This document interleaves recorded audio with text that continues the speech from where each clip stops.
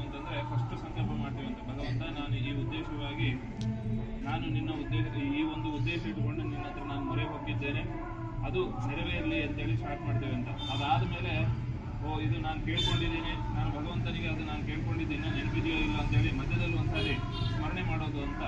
ಯಾಕಂದ್ರೆ ಅದಕ್ಕೆ ಗೊತ್ತಿರ್ತದೆ ನಮಗೆ ನಮ್ಮ ಆ ಲೌಕಿಕ ಕಲಿಯುಗದ ಪ್ರಭಾವದಿಂದ ಇದು ಗೊತ್ತಿದೆಯೋ ಇಲ್ಲೋ ಇನ್ನೊಂದ್ಸಾರಿ ಕೇಳೋಣ ಅಂತ. ಅದೇ ರೀತಿಯಾಗಿ ಕರ್ಮಾಂತೇಚ ಪುನಃ ಪುನಃ ಮತ್ತೆ ಕೊನೆಯಲ್ಲಿ ಕೂಡ ನಾವು ಸ್ಮರಣೆ ಮಾಡ್ಕೋಬೇಕು ಅಂತ. ಯಾಕಂತಂದ್ರೆ 3 ಟೈಮಲ್ಲಿ ಕೂಡ ಭಗವಂತನ ನಾವು ಸ್ಮರಣೆ ಮಾಡಿಕೊಂಡಾಗ ಆ ಮಾಡಿದಕ್ಕಂತಹ ಆ ಕರ್ಮ ಯಾವಾಗಲೂ ಭಗವಂತ ಬೆನ್ನೆಲುಬಿನಾಗಿ ನಿಂತುಕೊಂಡು ಕರ್ಮಾದು ಕರ್ಮ ಮಧ್ಯೇಚ ಕರ್ಮಾಂತೇಚ ಪುನಃ ಪುನಃ ಬ್ರಾಹ್ಮಣಾಃ ಯಾನಿ ಭಾಷ್ಯಂತೆ, ಇವೆಲ್ಲವೂ ಆದರೂ ಕೂಡ ನೀವೇನೋ ಸಂಕಲ್ಪ ಮಾಡಿದ ಕೂಡಲೇ ಭಗವಂತ ತಥಾಸ್ತು ಅನ್ನೋದಿಲ್ಲ. ಯಾಕಂದ್ರೆ ಭಗವಂತ ಯಾರ ಮುಖದಲ್ಲಿ ಇರ್ತಾನೆ ಅಂತಂದ್ರೆ ಒಂದು ಅಗ್ನಿಮುಖ ವೈ ದೇವಾಹ ಅಂತ.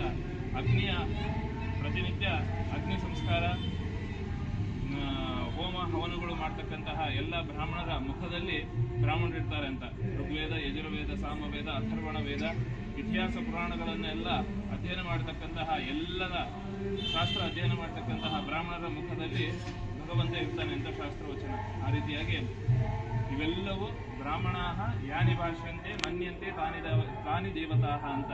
ಇವೆಲ್ಲವೂ 3 ಕಾಲದಲ್ಲಿ ನಾವು ಸ್ಮರಣೆ ಮಾಡಿಕೊಂಡ್ರು ಕೂಡ ಬ್ರಾಹ್ಮಣನ ಮುಖಾಂತರ ಬರಬೇಕು ಅಂತಂದ್ರೆ ಕರ್ಮಾದು ಕರ್ಮ ಮಧ್ಯೇಚ ಕರ್ಮಾಂತೇಚ ಪುನಃ ಪುನಃ ಬ್ರಾಹ್ಮಣಾಃ ಯಾನಿ ಭಾಷ್ಯಂತೆ ಮನ್ಯಂತೆ ತಾನಿ ದೇವತಾಃ ಅಂತ. ನಾವು 3 ಟೈಮಲ್ಲಿ ನಾವು ಸ್ಮರಣೆ ಮಾಡಿಕೊಂಡ್ರು ಕೂಡ ಭಗವಂತ ಕೆಲವೊಂದು ಸಾರಿ ಬ್ರಾಹ್ಮಣರ ಮುಖಾಂತರ ಸಂಕಲ್ಪ ಮಾಡ್ರಿ, ಬ್ರಾಹ್ಮಣ ಮುಖೇನ ಸಂಕಲ್ಪ ಹರಿಷ್ಯೆ ಅಂತೇಳಿ ನಾವು ಯಾವುದೇ ಒಂದು ಕೆಲಸ ಮಾಡಬೇಕು ಅಂತಂದ್ರೂ ಕೂಡ ಮನೆಯಲ್ಲಿ ಹೇಗೆ ದಂಪತಿಗಳಲ್ಲಿ ಯಜಮಾನನ ಶ್ರೇಷ್ಠ, ದೇವಸ್ಥಾನಗಳಲ್ಲಿ ಬ್ರಾಹ್ಮಣರು ಹಾಗೆ ಶ್ರೇಷ್ಠ. ಆ ಬ್ರಾಹ್ಮಣರ ಮುಖಾಂತರ ಮಾಡಿದಾಗ ನಮ್ಮ ಮನಸ್ಸಿನಲ್ಲಿ ಏನೇ ಸಂಕಲ್ಪಗಳು ಇದ್ರೂ ಕೂಡ ಅವೆಲ್ಲವೂ ನೆರವೇರ್ತವೆ. ಆ ರೀತಿಯಾಗಿ 1 ವರ್ಷದಲ್ಲಿ ಆ ಗಣಪತಿಯ ಹಿಂದಿನ ಕಾಲದಲ್ಲಿ ನಾವು ಏನು ಅನ್ಕೊಂಡಿದ್ದೀವಿ ಅಂದ್ರೆ ಹಿಂದಿನ ವರ್ಷದಲ್ಲಿ ಏನೇನೋ ಸ್ಮರಣೆ ಮಾಡ್ಕೊಂಡಿರ್ತೀವಿ, ಮುಂದಿನ ವರ್ಷ ಅಷ್ಟೊತ್ತಿಗೆ ನಮಗೆ ಮನೆಯಲ್ಲಿ ಚಿಕ್ಕ ಗಣಪತಿ ಬರಬೇಕು, ಇಲ್ಲ ಅಂತಂದ್ರೆ ಒಬ್ಬ ಹಳೆಯ ಬರಬೇಕು, ಇಲ್ಲ ಅಂದ್ರೆ ಒಂದು ವಿದ್ಯಾವಂತನ ಆಗ್ಬೇಕು ನನ್ನ ಮಗ, ಎಲ್ಲಾನು ಅದಕ್ಕೆ ಸಂಬಂಧಪಟ್ಟಿದ್ದೆ. ಯಾಕಂದ್ರೆ ಯಾವುದೇ ಒಂದು ಸತ್ಕರ್ಮ ಮಾಡಬೇಕು ಅಂತಂದ್ರೂ ಕೂಡ ಫಸ್ಟ್ ಗಣಪತಿನ ನಾವು ಸ್ಮರಣೆ ಮಾಡ್ಕೊಂತೀವಿ ಅಂತ. ಯಾಕಂದ್ರೆ ವಿಘ್ನ ವಿನಾಯಕ ಅಂತ. ಆದಂಗೆ ಒಂದು ಪ್ರಾರ್ಥನೆ ಮಾಡಿದ್ರೆ ಯಾವುದೂ ಕಾರ್ಯಕ್ರಮ ನಮ್ಮ ವಾಸ್ತುಶಾಸ್ತ್ರದಲ್ಲಾಗ್ಬೋದು, ನಮ್ಮ ಪರಂಪರೆಯಲ್ಲಿ ಕೂಡ ಎಲ್ಲೂ ಇಲ್ಲ. ಆ ರೀತಿಯಾಗಿ ಅಂತಹ ವಿಘ್ನ ವಿನಾಯಕನನ್ನ ಈ ದಿನ 7ನೆಯ ದಿನ ಭಗವಂತನನ್ನ ಇಷ್ಟದಿಂದ ಮತ್ತೆ ಅವನ್ನ ಕರೆದು ಇಷ್ಟದಿಂದ ನಾವು ಅವನ್ನ ಮತ್ತೆ ಇಹಶ್ಲೋಕ ಮತ್ತೆ ಪರಲೋಕಕ್ಕೆ ಅವನ್ನ ಮತ್ತೆ ಅದ ಯಥಾಸ್ಥಾನ ಉದ್ವಾಸಯಾಮಿ ಅಂತೇಳಿ ಅದನ್ನ ಅಲ್ಲಿ ಕೂಡಿಸಿರ್ತಕ್ಕಂತಹ ಆ ಗಣಪತಿಯನ್ನ ಉದ್ವಾಸನೆ ಮಾಡಿ ಅದನ್ನ ನಮಗೆಲ್ಲರಿಗೂ ಸದೃಶವಾದಂತಹ ಗಣಪತಿ ಆ ಮಣ್ಣಿನ ಸ್ವರೂಪ ಅದು ಕರಗೋದಾಗ ಅದು ಕೂಡ ನಮ್ಮ ಹೊಸಲು ದಾಟಿ ಹೋಗಬಾರ್ದು ಅಂತ ಹೇಳ್ತದೆ ಶಾಸ್ತ್ರ.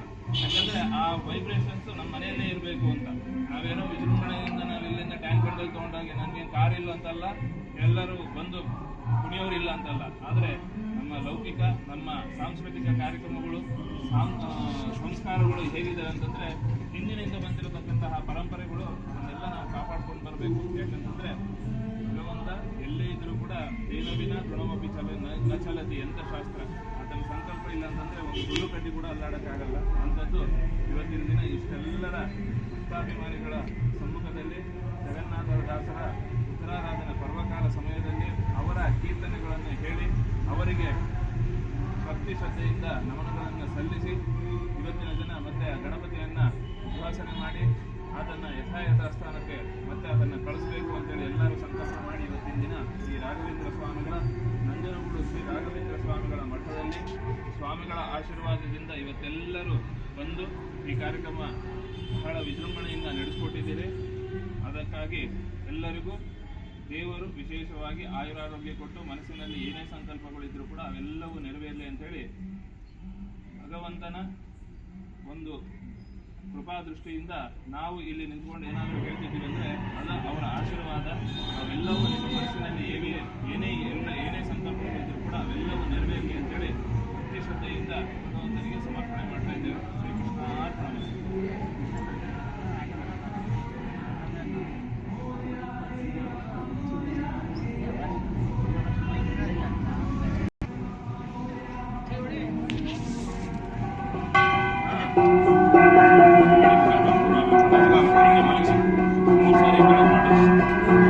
ಗಣಪತಿ ಮಪ್ಪ, ಗಣಪತಿ ಮಪ್ಪ, ಗಣಪತಿ ಮಪ್ಪ.